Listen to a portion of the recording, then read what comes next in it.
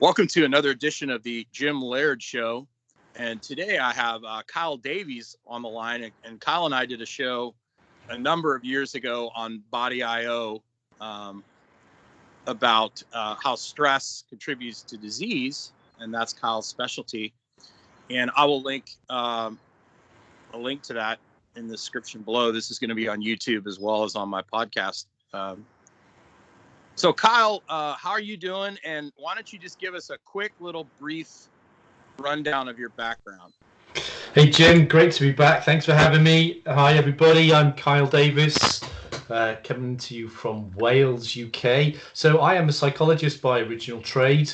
I do a couple of things in my working life. I have a therapy practice where I work with people with conditions like chronic fatigue syndrome, adrenal fatigue, post-viral fatigue, fibromyalgia, irritable bowel. So what medicine refers to as the medically unexplained symptoms. Anxiety and depression as well fall into that category for me. On the other side of things, I work within the organizational and corporate world where I do things like coaching, and effectively it's the same sort of principles that I apply when I'm working with people with health challenges as I do in the coaching world or the corporate world to help people really get the best out of themselves.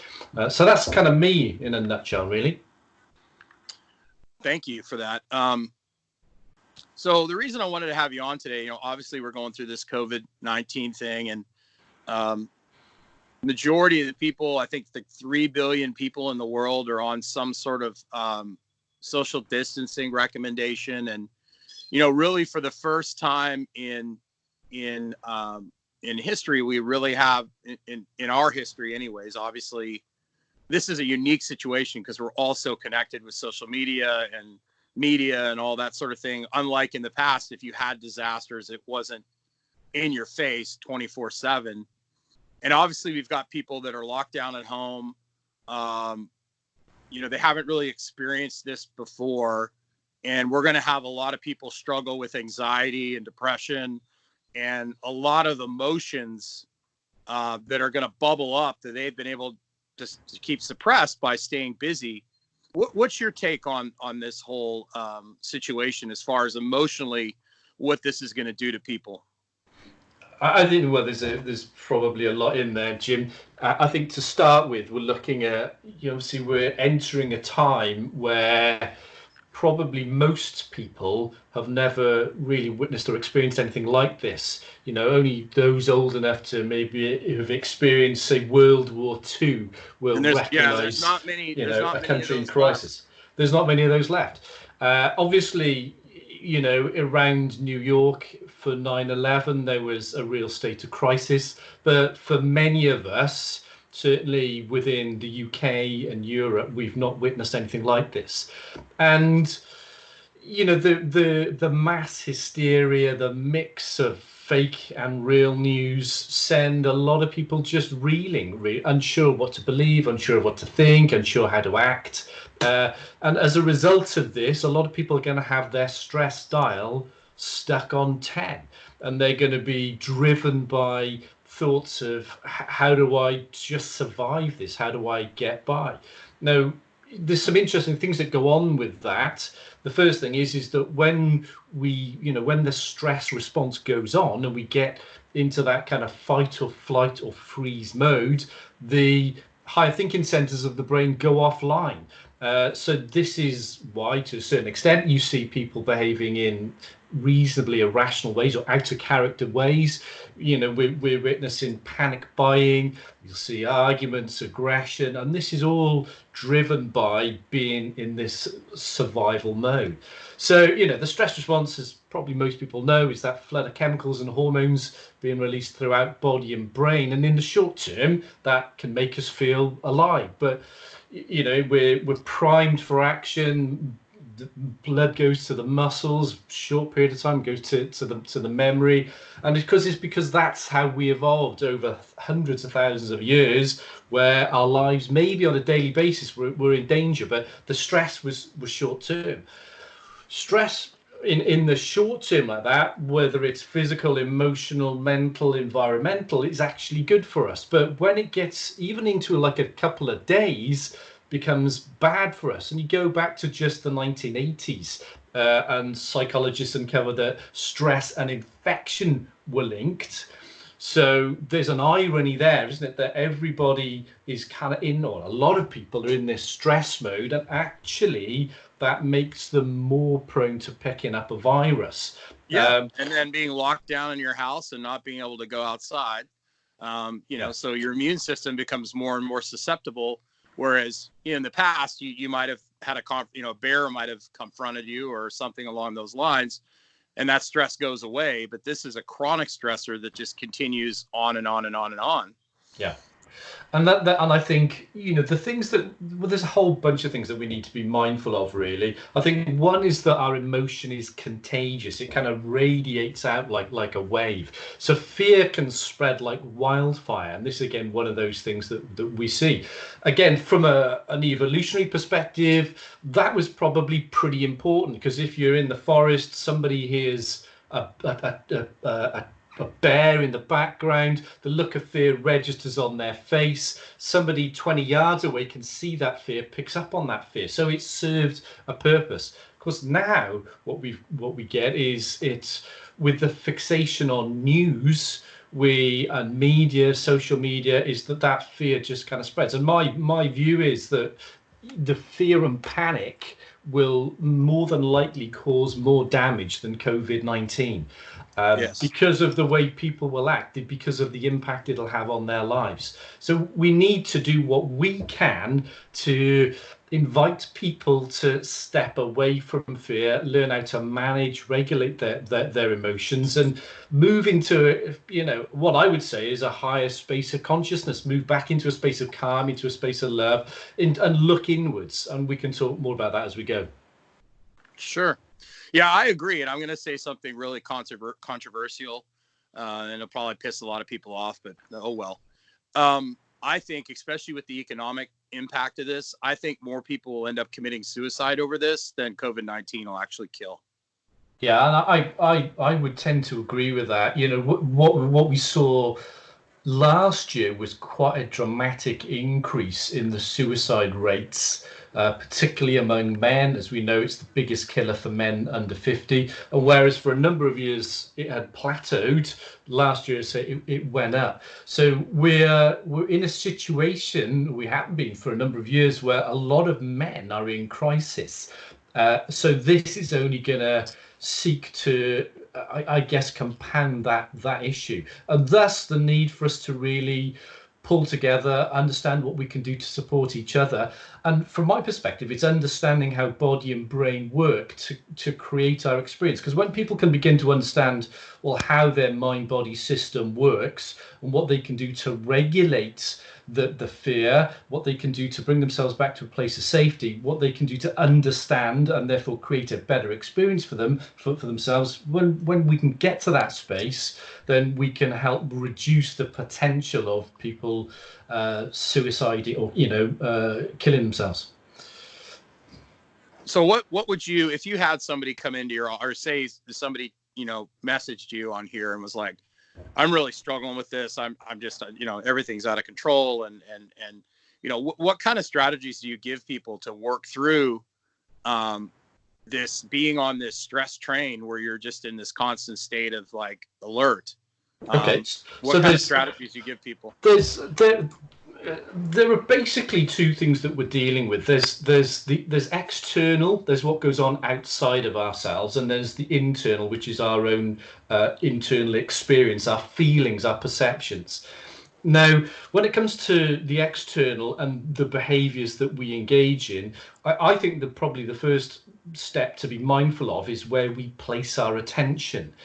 Being informed is important, but scouring the news, the internet for every story that we can find is actually only going to facilitate fear, because our emotional body, if you will, our emotional system responds to what we place our attention upon. So if we continually fixate on looking at news, then that's what our emotional system will respond to. There's just two important things I think about news, is that people for the most part are looking for certainty in life. As part of how we're motivated away from discomfort and pain towards safety and pleasure.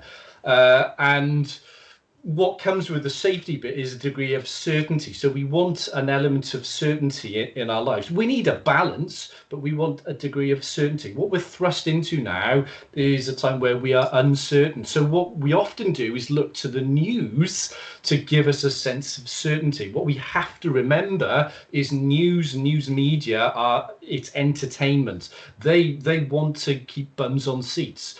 So what I think what happens is, and I don't think that the news media necessarily manipulate this for this purpose, but they don't give us a certainty. They perpetuate the uncertainty, which keeps us going back.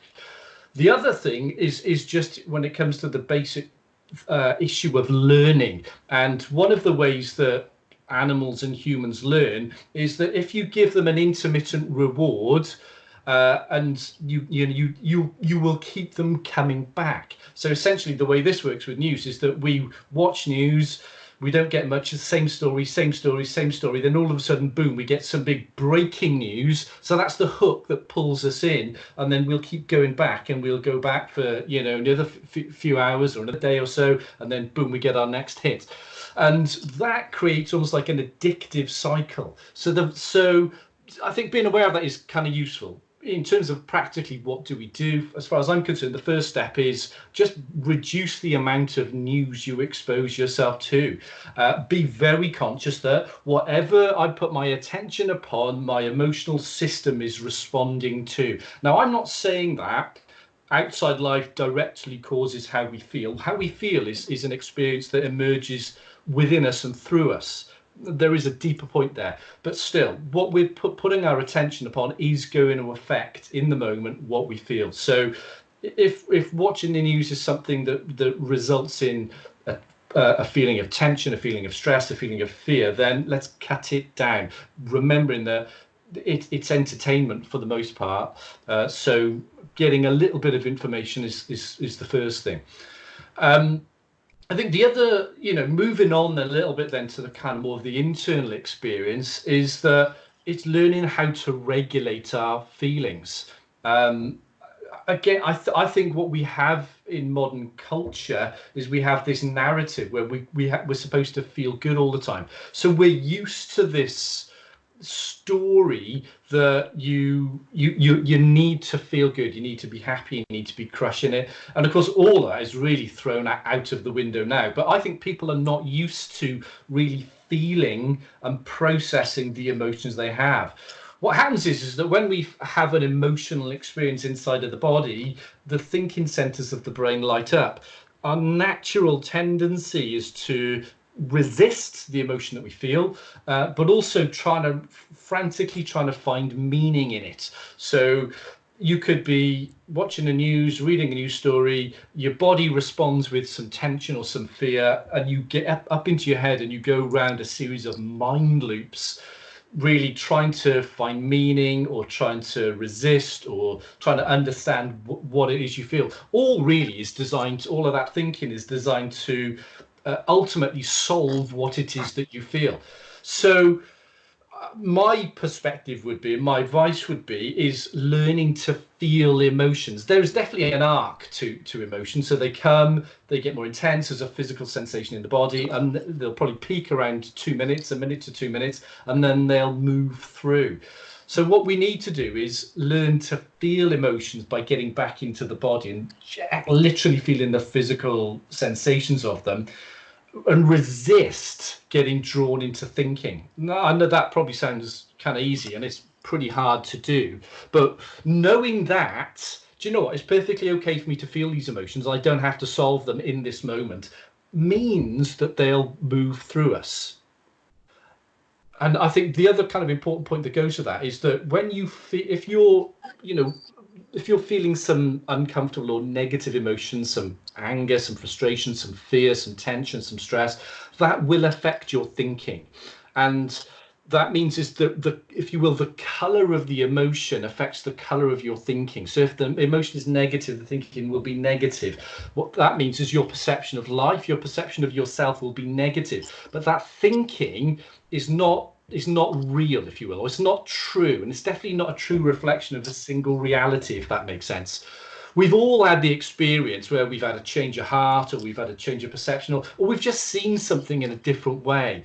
And for me, it's a great example of knowing that, well, actually my perception is something that comes through me. Most people have had the experience in life where they've been really wound up, really angry one night, they go to bed, they wake up the following day, and life just seems different. The things they were all in a tiz about, they're not anymore, even though nothing out there in life has actually changed. So we don't have to have sleep for that to happen. For me, that is what I would call our emotional system reset. So a bit like, if you have an injury from the gym, if you fall over and scrape your knee, it scabs and heals over. There's a physical reset, and we have an emotional reset, which is exactly the same. When we start thinking, it's like picking at a scab, so it prevents that emotional reset, bringing us back into to balance. What we want is to recognize that, it's okay for me to feel these emotions, in as much as it's okay for this scab to itch. I can just let it be, and I know that I'll be okay. And I'll also know that if there's fear in my body, that's the time not to think, because my thinking will be negative. Because what happens is people feel some fear or some frustration or some anger, they start thinking, and their thinking goes down a spiral. And this is often how people get stuck in a hole, really, is because they're trying to solve how they feel by thinking, and the more they think, the more uncomfortable they feel, the more they think, and you just get that loop. So I realize I'm saying a lot here, but it's that in terms of managing our emotional state, the key message is be in the present moment as much as you can, and allow whatever you feel. So, and as a simple technique to regulate body and brain, it's just breathing in a rhythmic fashion. People talk about deep breathing, and it's not, if you're kind of uptight, deep breathing is really hard, and you don't need to breathe deeply. What you need is to breathe in a rhythmic fashion. So that could be in for 4, out for 4, or in for 3, out for 5. If anxiety is present, you might want to breathe out for a little bit longer than you breathe in. But just the steady rhythmic cycle of breathing will facilitate that emotional reset, bring the body back into a set of calm and balance. And what happens then is the head clears. So when the head clears, your perceptions change. So, and that's kind of the whole thing of, well, life doesn't seem so bad now. If that makes sense. The worst time to be making a decision on anything is when we're in that state. This is going back to the suicide point. This is, I think, one of the reasons why it's more of a problem for men than women, is women will tend to sit and ponder things and then maybe talk about them, whereas men will get themselves in a bit of a state and then act quickly. But knowing that, if you're in a low state of consciousness, a low state of mind, negative thinking, just doing nothing, distracting yourself, putting your attention elsewhere will help kick in that reset. And especially if you go through a pattern of just regulating your breathing through just a rhythmic pattern of breathing. I'll take a break there. Oh, it's very good. Thank you for that. One of the things that's helped me a lot with some of the emotional trauma I've dealt with from my past and just life in general, is trying to be more of an observer, and especially an observer of my own feelings and emotions.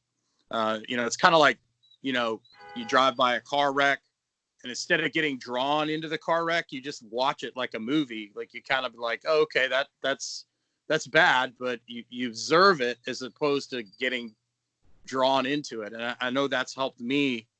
Once I was able to like step back and almost watch my emotions and watch my feelings and be like, okay, that's there. I didn't really realize that was there, instead of trying to either engage it or like suppress it completely. That's something that's worked for me in the past. Yeah, I think it's a very valuable point, because there's a couple of things. Is one, you're stepping towards the idea of I'm not my feelings. So going back to that point of me saying, well, your thoughts are not necessarily a true reflection of a single reality.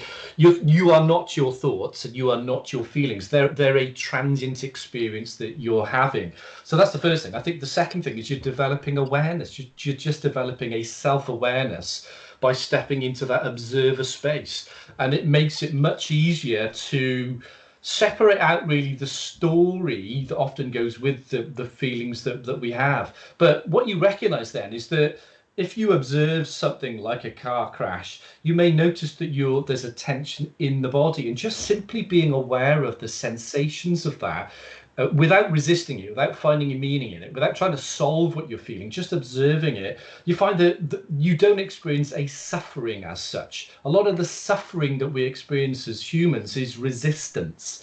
And the resistance we have is to how we feel. It's almost like, I can't feel like this, I mustn't feel like this. Or if I feel like this, it means I'm a certain type of person, and I don't want to be that type of person. So simply observing what you feel and allowing it to flow means that it will flow. And the level of discomfort is nothing like the level of discomfort you do experience when you resist how you feel or you frantically try to solve it. Yeah, it's kind of like quicksand. The harder you fight, the more you sink. Totally. Yeah, You know, absolutely. and I think that's a hard thing for people to understand, because in our Western culture, you know, I have to fix it. I have to work hard. I have to, you know, which obviously, you know, there's a time and place for that. But, you know, when it comes to emotions, particularly for me, dealing with some of the anger from my childhood was a matter of, you know, forgiving some people and then just accepting it and letting it go instead of fighting it. That I was able to put that behind me. And I think there's going to be a lot of people, because they're not as busy as they usually are. And that's why I've encouraged people, you know, at my gym, or people in general, you know, learn something new, learn a new skill, learn another language, you know, get a hobby, do some things that you don't have time to do, you know, turn this situation into a situation where you're going to get better as a person, as opposed to just sitting at home on Facebook or on Twitter, or, oh, woe is me, or just watching TV all day. You know, find yourself an activity like gardening or something like that you couldn't do because of your busy life. Now you have the opportunity to expand and make yourself a better person. So, you know, that's kind of some things I've been encouraging people to do. Yeah, I think that goes back to the external stuff, isn't it? Is what do we do? How do we spend our time? I mean, if you're somebody who is used to getting up and going out to work every day, and all of a sudden you find yourself either not being able to work or having to work from home, then it's quite a knock to your routine, to your system. So in terms of advice with that, you are better off maintaining your routine or create a new one that serves you.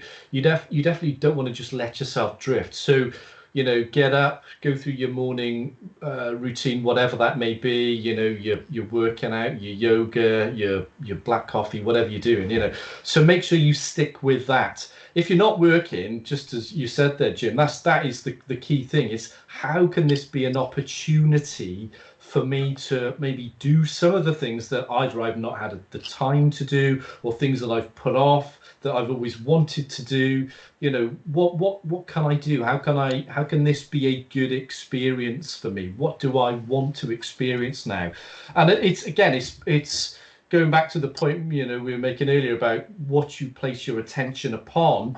Is if you're directing yourself towards what you want to experience, what you want to bring into your life, what you want to create, you know, if you want to learn something new or whatever it is, you stand a far better chance of having a decent experience than if you're fixating on what you're losing. Because as human beings, we don't like loss. We don't like to lose things, because with loss comes fear.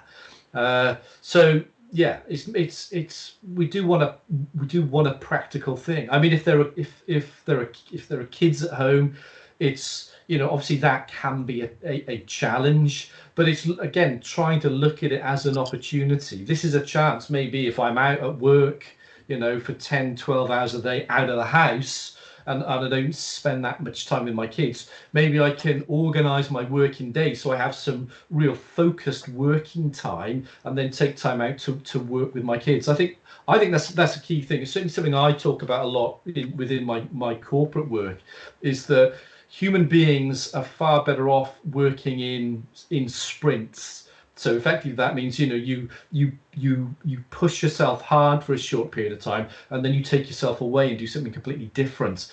It's very easy within modern working life for us to be sat at a computer for like 3, 4, 5 hours, at a time. And effectively, what's happening is not only is our performance dropping, but we just feel worse and worse and worse. So if you've got kids at home, or even if you don't, I would say have a routine, but work in short bursts. Take an hour, at your laptop or whatever. Do some focused work, then get up, go for a walk, or play a game with the kids, or get outside, whatever you can do, and you probably find that you feel much better and your performance is much better too. Yeah, I've been doing a lot of that too. I'll do, like this podcast, and then I'll go for a walk, and then come back and do something else and go for a walk. So we've got millions and billions of people at home with massive amounts of food and probably massive amounts of alcohol. How do we manage binge eating out of boredom, drinking out of boredom? How do we manage that? Yeah, that's a good question, and it's quite interesting actually, because over here in the UK, they closed basically all stores, all shops, except grocery stores, pharmacies, gas stations, I think. But then there was a bit of a slight U-turn, and they reopened off licenses, which are liquor stores over there. I thought that's kind of interesting, because it's almost like you're under house arrest, and we want you to be drunk as well at the same time. Do they just to interrupt you real quick? Have they done virtual pubs yet? If they haven't, you need to do like a Zoom virtual pub. That's what you need. There's a business opportunity in that, isn't there? Yeah, Kyle Davies virtual pub, and everybody sits there in front of their computer with their pint, and we'll all meet at 9:30 and have a few pints together. That question of how do we manage our binge eating, I think that's a good question. I don't know, maybe it's one that you should answer, but my sense of it would be that there's no doubt that a lot of the time we eat out of boredom. So it's, if you find yourself beginning to crave things, it could be that you generally need to get something else in your day, which is a challenge. There's no doubt about it. It would be easier to sit around, to piss and moan about how shit it all is, and then to reach for the next bag of whatever it is you're eating. But that's the easy option. The difficult option is to say, okay, this is how it is. How can I use this as a time to step forward? To learn something new, to have fun, and if I notice that I'm reaching for that extra bagel, it's probably because I need something else. So I need to get out more, or I need to do something else. Again, it comes back to that point of awareness. How aware, you could have a challenge, couldn't you? You could say, okay, so I'm going to be at home for the next X number of weeks. Maybe I can use this as a chance to actually get in better shape. Maybe I can just train a little bit more, hone my diet a little bit more. So when I come out the back end of this, I can, show my buddies that, hey, look, I'm in awesome shape. There's a lot of prisoners out there that are in pretty awesome shape. You can do a lot with body weight. I'll just do a little commentary on this whole binge eating thing and just overall, and I'll kind of be interested to get your thoughts on this, but it all comes down to dopamine, right? And the people that run social media, that designed the phones, they understand, they've done those rat studies with the dopamine studies where the rat would electrocute itself to hit the dopamine lever, or like the ratgasm lever, or, the cocaine lever. Yeah. And we live in this world where we got the phone, which is dopamine, the texting, the Facebook, everything we do, we get this massive dopamine hit. And I think a lot of people fall into the binge eating and the binge drinking is because they need that bigger hit, because they've done so much social media. they've done so much, interacting on the phone, that they just become so like dopamine resistant. They need a bigger hit. And so all of a sudden, the only way they can get a hit is they bang this whole bag of potato chips out. So I would encourage people to do almost a dopamine detox where, not that you need, or like video games are really bad for that. Getting kids like you got a kid who can't sit down and write a paper, but he can play 14 hours of World of Warcraft, right? Because he's getting that dopamine response, and the dopamine response from the paper is not very much fun. You're not getting a dopamine response from the paper. So in order to make some of these more like remedial tasks more exciting, you've got to lower the video games and the screens and all that stuff, so that there's not that extreme disparity, if that makes sense. So I think a lot of people are just freaking addicted to that dopamine hit. And this is a really good time to like, okay, I'm going to maybe do some puzzles, or I'm going to do some other things to get me away from that huge dopamine response, so that I'm not craving even more and even more and even more. And then the more dopamine hits you get, the more empty you feel when you're done. Oh yeah, no, I'd agree with that. It links back as well to the kind of point I made about news, and we get addicted to news. I think we get addicted to our stress hormones in exactly the same way. Yes. A lot of people can't function without stress. I was like that. When I let go a lot of my issues, I had a hard time with motivation, because I was like, I've had this anger driving me for like 20 years, and now it's like, well, what do I it's like a lot of people stay in bad relationships for that drama, because they're so addicted to the drama, they don't know how to exist without it. So how did you pull yourself out of that particular addiction? I get outside and I limit, when I struggle, I find myself managing my stress with like YouTube. I'll find myself at night, watching YouTube videos. I'll try to switch back over to a book. I'll do some like Buteyko type breathing, like in through the nose, out through the mouth. I'll listen to like some meditation books, or, walking, exercises through. I know I'm going down a bad path when I'm sitting at night watching YouTube videos, which are informative. It's all history stuff and everything, but it's not helping me relax and shut down. And I try, and I realize that I think one of the things that's really helped me is realizing that life is not a Disney movie, and that, kind of embrace the suck. Like, there's going to be times when life sucks, and that's okay. You have to experience the dark in order to experience the light. And, I just make sure that I'm an extroverted introvert. So the more time I spend with people, the more time I need by myself. But I'll notice when I fight going into a dark place, it gets worse. But if I just kind of like, it's kind of like swimming in a river. Like, if you're trying to swim upstream, like, you get exhausted. But if you kind of go with the current and just make sure you keep your head above the water, you get to like a nice pool down the way where you can kind of relax. That's the way I kind of look at it. And I've learned that the more I fight and the more I try and fix things, the worse it gets. That's kind of the way I've looked at it and the way I've approached things. I think that's exactly right, really. And that goes back to what we were saying earlier, that it's resistance in life is the cause of suffering. And that other point I was trying to make earlier, that this narrative that we have in modern life, that you've got to feel good all the time. The thing is, as you rightly said, there is an ebb and flow to life. So that effectively means that there will be times where we feel good, and there will be times where we feel less good. And embracing all of it without attaching our identity to any of it is the way to the removal of suffering. Because, it's that point again, if we, you can be if you don't attach your identity, or if you don't try to solve a low mood, it will just move through you, and it's all part of life. It's like, for me, it's like, isn't it wonderful that I can have this experience? Because life is just all about contrast. What makes us human beings is the fact that we have the feelings that we have.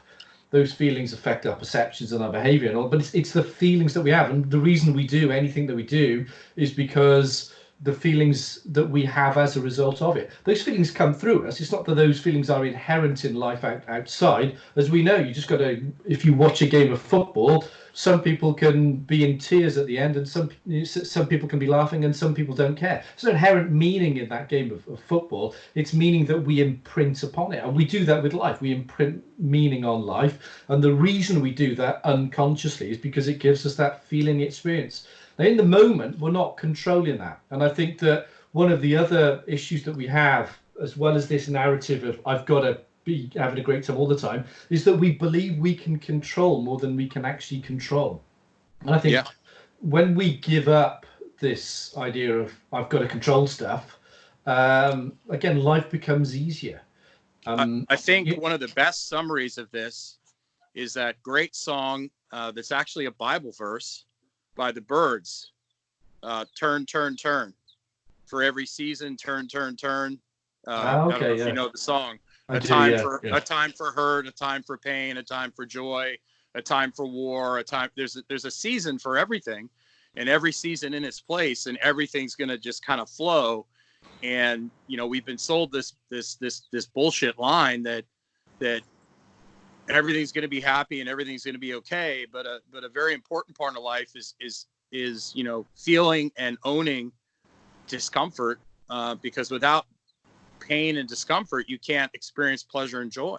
Totally. And I would say that the pain, the discomfort, they're okay as well. See, for me, you can have that overarching idea that, well, everything is okay, because it's okay for me to be hurt, it's okay for me to be sad, in as much as the same way as it's okay for me to be happy and joyful.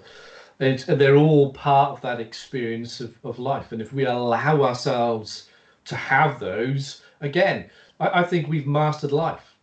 Well, I think you said something before that I think, I deal with a lot with my athletes. Like, I get a lot of young kids that I work with for 10 or 12 years, and they come to me and their identity is their sport, or it's their job, or or like for somebody who's a person, it's their job. And I try and rephrase my athletes. Like I had a kid who just won the state in wrestling. He's incredible. He's probably going to be a very high level kid. But when I congratulated him on social media, I said, I can't really say his name. There's all these NCAA rules. I can't use an athlete to promote my business. And I said, congratulations to this wonderful young man who happens to be really good at wrestling.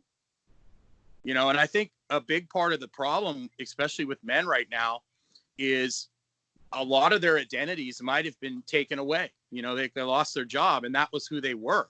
Like, they are their job, and that's very dangerous. Or it could be a car or a relationship, or attaching yourself to something else, or an activity or an event. Like people that have been managing their stress by zoning out on sports. What do these people do? Like, it's very dangerous to use these different activities to manage your stress and to manage to basically give you identity. And it's, your favorite sports team might not play for a long, long time. What do you do with that? It's big stuff, that, isn't it? And I think that it's not a really easy fix. I think that, the first couple of points are, the more we can look inward and recognize that, how I feel is something that emerges through me. If I seek to validate myself or attach my identity to something outside of myself, there's always going to be a problem with that. So again, it goes back to that point of, I was making earlier, that I don't need anything outside of me in order for me to feel good. So part of my work is I work on the principle that our natural blueprints for our physical body is health, and our emotional body is kind of peace of mind, feeling good. And whilst we have this ebb and flow, these ups and downs, if there is a protracted period where I don't feel good, I am doing something to prevent myself from my natural reset kicking in. And a lot of the time, what people are doing is either trying to fix themselves or they're looking outside of themselves. So they're trying to validate themselves outside of themselves, if that makes sense. In terms of this, the thing you said, the interesting point you made about alleviating stress through sport, I would say all that happens is that's a distraction. Yeah, you get endorphins and whatnot, but it's kind of a distraction.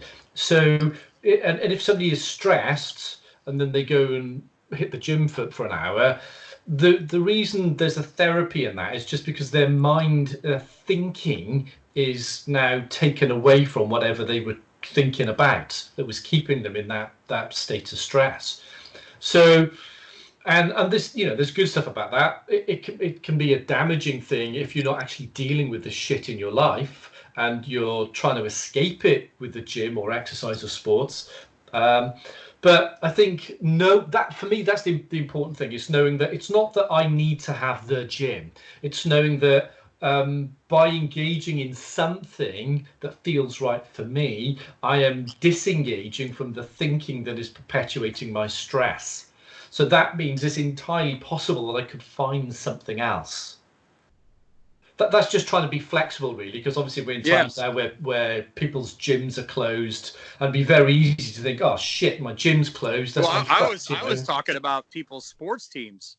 Like, what are all these poor people doing without Manchester United and their Dallas Cowboys and they're still watching all these sports shows, talking about. I mean, it's amazing, the sports shows, even though there's no sports being played, they're still talking about all sorts of things that they can conjure up about, and a lot of people are using that to get through this, which is fine and dandy. But I mean, on that point specifically, I suspect there's a couple of things.